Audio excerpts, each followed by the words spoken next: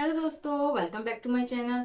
तो हम लोगों ने पिछली वीडियो में पुर्तगाल के गवर्नर के बारे में डिस्कस किया था। आज जो हम डिस्कस करेंगे वो पुर्तगाल के इम्पोर्टेंट फैक्ट के बारे में डिस्कस करेंगे। तो आप लोग साथ के साथ नोट्स बनाते चलिएगा। चलिए फिर स्टार्ट करते हैं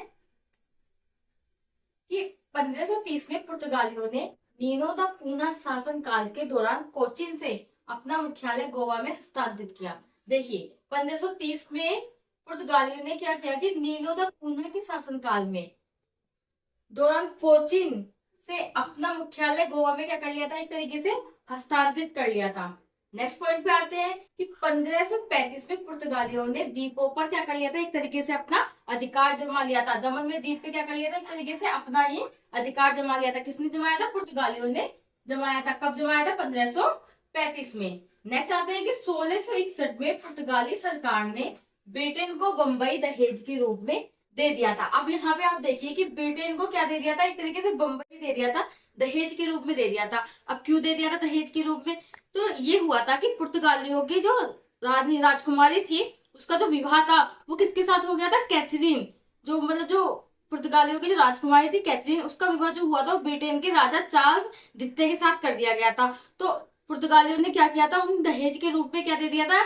बंबई दान कर दिया था। क्यों दे दिया था? क्योंकि उस टाइम जो डच थे वो भी क्या कहते हैं, भारत में उनका भी आगमन हो चुका था और उन्होंने इस डर से क्या कि उनसे लड़ाई युद्ध होने की वजह से कि एक तरीके से हम सेफ रहेंगे, तो उन्होंने अपनी जो राजकुमारी थी उसका विवाह किससे करा दिया था?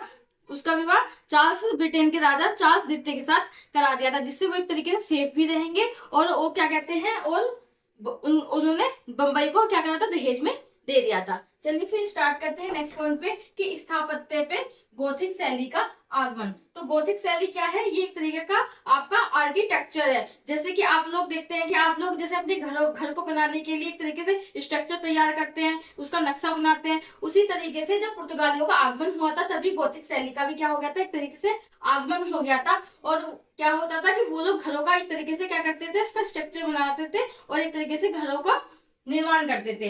नेक्स्ट क्या है? पुर्तगाल मध्य अमेरिका से किसकी आलू और मक्का भी क्या एक तरीके से भारत में लेकर के आए थे। नेक्स्ट पॉइंट क्या है कि पुर्तगालियों ने भारत में क्या किया कि तंबाकू की खेती, तो तंबाकू की खेती जो स्टार्ट हुई थी वो पुर्तगालियों से स्टार्ट हो गई थी। जहाज का निर्माण किया और एक तरीके से प्रिंटिंग प्रेस की शुरुआत भी कहाँ से हुई है? ये भी हमारे पुर्तगालियों से ही क्या हुई थी, एक तरीके से स्टार्ट हुई थी। नेक्स्ट क्या कि कार्टेज पल्ती मैंने आप लोगों को बताया था कि एक जगह से दूसरी जगह पे जाने के लिए क्या देना पड़ता है? टैक्स देना पड़ता था। तो क्या हुआ था कि पुर्तगालियों ने स्टार्ट कराया था कि जब एक समुद्री यात्रा करने के लिए एक जगह से दूसरे देश में जब जाना होगा तो उनको क्या देना पड़ेगा? टैक्स देना पड़ेगा, कर देना पड़ेगा। और अगर वो कर नहीं देंगे तो क्या कर लिया जाएगा? उनके जहाज को जब्त कर लिया जाएगा। तो ये पद्धति भी किसने लागू करी थी? ये पुर्तगालियों से ही क्या हो गई थी, लागू हो गई थी। नेक्स्ट पॉइंट पे आते हैं कि भारत का जापान के साथ व्यापार तो जो श्रेय था वो पुर्तगालियों को ही दिया जाता है। तो देखो, भारत और जापान का जो व्यापार चल रहा है और आज भी चल रहा है, तो इसका क्या श्रेय किसको दिया गया है? एक तरीके से पुर्तगालियों को दिया गया है। तो ये जो थे हमारे पुर्तगालियों के इंपोर्टेंट फैक्ट थे जो मैंने आप लोगों के साथ आज डिस्कस किए हैं। आज नेक्स्ट वीडियो में हम जो पढ़ेंगे वो पढ़ेंगे पुर्तगालियों का पतन कैसे हुआ है। चलिए फिर आगे देखते हैं भारत में पुर्तगालियों का पतन और उनके कारण। तो भारत में पुर्तगालियों का पतन और उनके कारण कैसे रहे कि जब डच और अंग्रेजों को क्या हो गया था, एक तरीके से भारत में आगमन हो गया था, तो क्या हुआ था, पुर्तगालियों का जो एकाधिकार का व्यापार था उसका क्या हो गया, धीरे धीरे अंत होने लग गया था।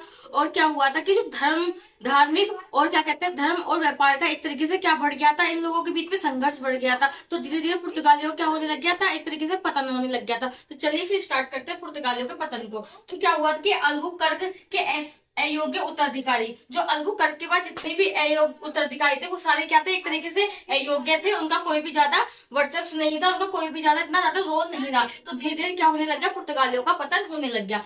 सेकंड पॉइंट क्या है कि धार्मिक असंहीनता क्या होने लग गया कि पुर्तगाली जो थे वो एक तरीके से क्या थे कि अपने ही धर्म को सबसे ज्यादा श्रेष्ठ मानते थे, दूसरे धर्म को क्या मानते थे, वो एक तरीके से नीचा मानते थे। तो क्या था उनके में कि उन्होंने ईसाई जो धर्म था उसका क्या किया, एक तरीके से बहुत ज्यादा उसका प्रचार किया। और क्या किया कि दूसरे हिंदू लोगों को क्या जबरदस्ती धर्म परिवर्तन कराने का कराया, जबरदस्ती क्या कराया, एक तरीके से उनका धर्म परिवर्तन कराया। तो इससे भी क्या होने लगा, धीरे धीरे पुर्तगालियों का पतन हुआ। भ्रष्ट शासक व्यवस्था, एक तरीके से क्या रही, इनकी जो शासक व्यवस्था थी वो एक तरीके से भ्रष्ट रही, बिल्कुल बेकार रही। इनके जो संसाधन थे वो एक तरीके से क्या रहे, सीमित संसाधन रहे। भाई डच और जब ब्रिटेन अंग्रेजों का एक तरीके से आगमन हो गया तो क्या हो गया भाई, उनके बेहतर जहाज, उनके व्यापार का एक तरीके से क्या हो गया, बहुत ज्यादा वर्चस्व बढ़ने लग गया। तो धीरे धीरे क्या हो गया, पुर्तगाली एक तरीके से नीचे रहने लग गए और वो दमन और द्वीप तक ही क्या रहे, एक तरीके से सीमित रहे।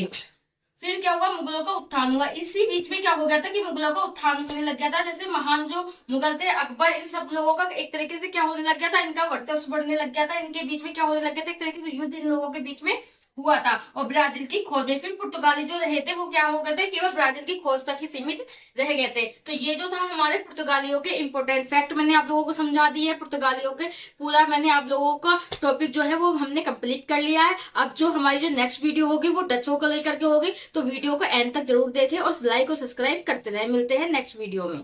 Thank you.